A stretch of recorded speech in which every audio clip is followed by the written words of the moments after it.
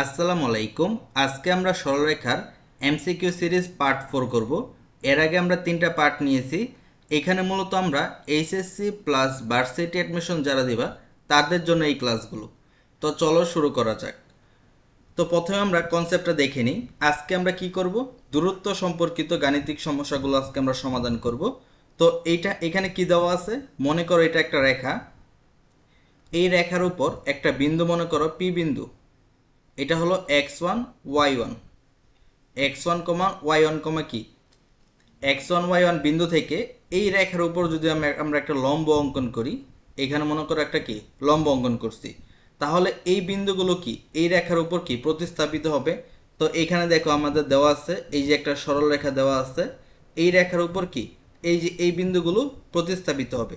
এই যে x এর জায়গায় কি হবে x1 আর y এর জায়গায় কি হবে y1। তো আমরা কিভাবে বের করব দেখো, এই যে এখানে দেওয়া আছে a x one plus b y one plus c, এটা হলো ধ্রুবক। আর নিচে কি হবে, নিচে হবে রুট ওভার এই যে এক্স এর যে সহগ তার স্কোয়ার প্লাস এই যে ওয়াই এর সহগ তার স্কোয়ার। অর্থাৎ এখানে কি হবে, এক্স এর সহগ আর ওয়াই এর সহগ যে তার কি রুট ওভার স্কোয়ার হবে।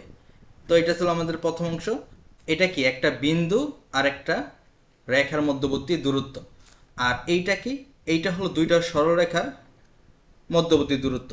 এখানে মনে করো দুইটা সমান্তরাল সরলরেখা আছে। এই যে এই মাঝখানের দূরত্বটা কিভাবে বের করব, আমরা বের করবো c two minus c one root over a square plus b square. অর্থাৎ দেখো এখানে যে দুইটা ধ্রুবক আছে, এই দুইটা ধ্রুবকের কি বিয়োগফল ডিভাইডেড বাই কি হবে, এই যে এইখানে যে এক্স আর ওয়াই এর সহগ আছে এ আর বি, তাদের কি স্কোয়ারের যোগফল। তো আশা করি এখানে বুঝতে পারছো, এখানে সব সুন্দর করে দেওয়া আছে। এখন আমরা কিছু এমসিকিউ প্র্যাকটিস করব, তাহলে এগুলো কি আমাদের আরো ক্লিয়ার হয়ে যাবে। তো এখানে দেখো মূলবিন্দু হতে এই রেখার লম্ব রেখার দূরত্ব কত। তো এটা আমরা কিভাবে বের করব, তো মনে করো এটা হলো লম্ব রেখা, এই যে রেখা, আর এটা কি মূলবিন্দু। তাহলে কি মূলবিন্দু হলো কি 0,0। তো এই মূলবিন্দুর থেকে এই যে এই রেখার লম্ব রেখার দূরত্ব। তো আমরা কি বের করব, আমরা সবাই সূত্র জানি, মডুলাস অফ রুট ওভার নিচে কি হবে এই যে এক্স এর সহগ আর ওয়াই এর যে সহগ তার কি স্কোয়ার এবং যোগফল হবে। তাহলে কি হবে 8 স্কোয়ার প্লাস 6 স্কোয়ার, এক্স এর সহগ ওয়াই এর সহগের স্কোয়ার, উপরে কি রুট হবে। আর এখানে কি হবে, এই যে আমরা একটু আগেই বলছি কি এই যে এই শূন্য মানে এই এক্স আর ওয়াই এটা দ্বারা কি এটা প্রতিস্থাপিত হবে। তো দেখো এখানে যদি আমরা এই এক্স এর জায়গায় 0 বসাই, তাহলে এই রাশিটা 0 হয়ে যাবে। এইখানে যদি 0 বসাই তাহলে এটা কি 0 হয়ে যাবে। এই দুইটা কি হবে 0, তাহলে উপরে কি থাকে 25। আচ্ছা, এখানে যদি থাকে কত 25 আর নিচে থাকে হলো, দেখো এখানে হয় 100, 100 রুট করলে কত 10, তাহলে 10/25, এটাকে 5 দ্বারা ভাগ করলে 5/2। তো এটার অ্যান্সার কত এইটা। তো আশা করি তোমরা বুঝতে পারছো। আমরা আরেকটা দেখি। এই দেখো এটা একটা রেখা, এইটা একটা রেখা, এদের লম্ব দূরত্ব কত। তাহলে কি দুইটা যদি রেখা হয় তখন আমরা কি বের করছিলাম, c two minus c one root over a square plus b square, এটাই আমাদের সূত্র। তো আমরা বসাবো। তো এটা একটু দেখো এলোমেলো আছে, আমরা আমাদের মতো দেখো লিখে নিই, Y minus X one minus 4 equal to 0। আর এটাকে যদি আমরা লিখি, এটা X, Y minus X equal to 0। তো এখানে কি হয় দেখো, এই যে সহগ এখানে ধ্রুবক কত, এই যে একটা ধ্রুবক, আর এখানে ধ্রুবক হলো 0, এখানে ধ্রুবক কত -4। তাহলে দেখো উপরে 4 থাকবে, নিচে কি হবে, নিচে দেখো এক্স এর সহগ 1 ওয়াই এর সহগ 1, তাহলে এখানে কি হবে √2, এইটা আসে আমাদের। তো দেখো এখানে আমরা কি লিখতে পারি, 2 ইন্টু √2 ইন্টু √2 ডিভাইডেড বাই √2।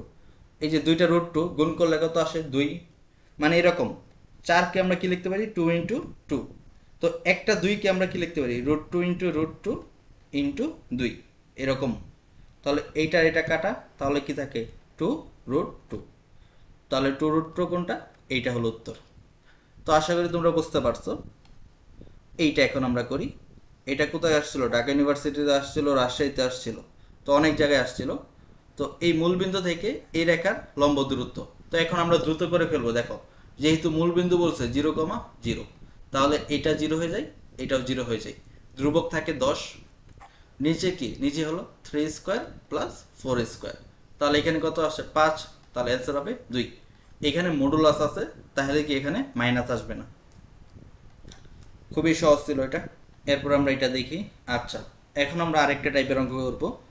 এখানে মনে করো একটা সরলরেখা দেওয়া আছে, আরেকটা সরলরেখা দেওয়া আছে। এই দুইটা সরলরেখা যদি দেওয়া থাকে, এর মধ্যে যদি তোমার বলে অন্তর্ভুক্ত কোণ বের করতে, তখন তোমরা কি ব্যবহার করবা, এই সূত্রটা ব্যবহার করবা। তো এখানে আমরা কীভাবে বের করব, এইখান থেকে ডালটা বের করব, সরলরেখা থেকে ডাল। এই সরলরেখা থেকে কি আরেকটা ডাল m2, দুইটা ডাল বের করব। এরপর আমাদের সূত্র কি, tan θ = কি m1 - m2 1 plus m1 m2, এই সূত্র ব্যবহার করলে কি আমাদের হয়ে যাবে। তো একটা প্র্যাকটিস করি, দেখো এটা দেওয়া আছে একটা রেখা, এবং এই রেখার দ্বয়ের অন্তর্ভুক্ত সূক্ষ্মকোণের মান কত। তো এখান থেকে আমরা জাস্ট সূক্ষ্মকোণের মানটা বের করতে পারি। দেখো আমরা কি জানি, tan θ = কি m, তাহলে এখানে ডালের মান কত। তো ডাল বের করার নিয়ম কি, তোমরা সবাই জানো x এর সহগ ডিভাইডেড বাই y এর সহগ। তাহলে মাইনাস x এর সহগ কত, √3, আর y এর সহগ হলো -1। তাহলে এটা দেখো মাইনাস মাইনাসে কাটাকাটি করলে কি থাকে, √3। তাহলে কি এটা θ = কি tan ইনভার্স √3, tan ইনভার্স √3 মান কত 60 ডিগ্রি। তাহলে এটার উত্তর কত 60। এরপর এটা দেখো, এই যে একটা সরলরেখা, এখানে আরেকটা সরলরেখা বলছে রেখা দুইটার মধ্যবর্তী কোণ কত। তো এইটা তোমরা দেখি এটা অন্যভাবে করা যায় নাকি।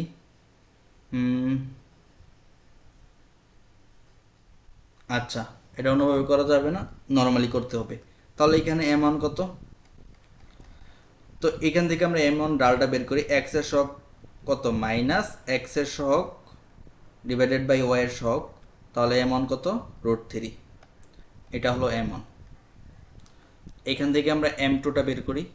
তাহলে m2 কীভাবে বের করব, x এর সহগ ডিভাইডেড বাই y এর সহগ, তাহলে x এর সহগ কত -1, এটা কত √3। তো এখানে একটা কি আরেকটা মাইনাস থাকে সূত্র, তাহলে কত থাকে 1/√3। তাহলে m2 বের করছি, m1 বের করছি। তো এখন আমাদের কাজ কি, এখন আমাদের কাজ হলো এই সূত্রটা ব্যবহার করা। tan θ = কি m1 - m2 1 plus m1 m2। তো এখন আমাদের কাজ কি, m1 এর মান কত √3, মাইনাস m2 এর মান 1/√3, 1 প্লাস m1 এর মান √3, m2 এর মান √3।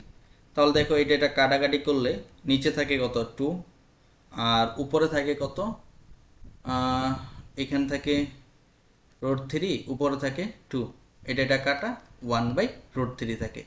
তাহলে tan 1/√3 মান কত 30 ডিগ্রি। তো এটা খুবই সহজ ছিল, বোর্ড এক্সে আসছিল। এরপরে এটা আমরা দেখি, এখানে দেখো 3x 4y 4x 3y, এখানে প্লাস এখানে মাইনাস।